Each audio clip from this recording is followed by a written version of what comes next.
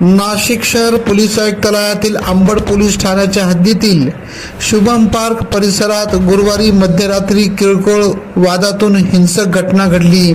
रात्री 11:30च्या सुमारास काही युवकांमधील शाब्दिक बाचाबाची विकोपाला गेल्यानंतर टोळक्याने हातात कोयते घेत परिसरात दहशत माजविली। आरोपींनी परिसरातील वाहनांच्या काचा फोडत तोडफोड केली, तसेच एक युवकावर धारदार शस्त्राने हल्ला केला। जखमी युवकाला तातडीने रुग्णालयात दाखल करण्यात आले। घटनेमुळे परिसरात काही काळ तणावपूर्ण वातावरण निर्माण झाले होते। माहिती मिळताच अंबड पोलिसांनी घटनास्थळी धाव घेत परिस्थिती नियंत्रणात आणली।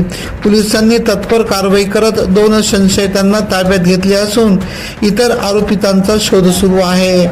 दहशत माजविणाऱ्या टोळक्याविरोधात अंबड पोलिसांनी कठोर भूमिका घेत संबंधितांची परिसरातून धिंड काढली। या कारवाईमुळे नागरिकांनी समाधान व्यक्त करत गुन्हेगारांवर कठोर कारवाई करण्याची मागणी केली आहे। नाशिक जिल्हा कायद्याचा बालेकिल्ला। AKP न्यूज नेटवर्कसाठी मुख्य संपादक अनवर खान पठाण, नाशिक।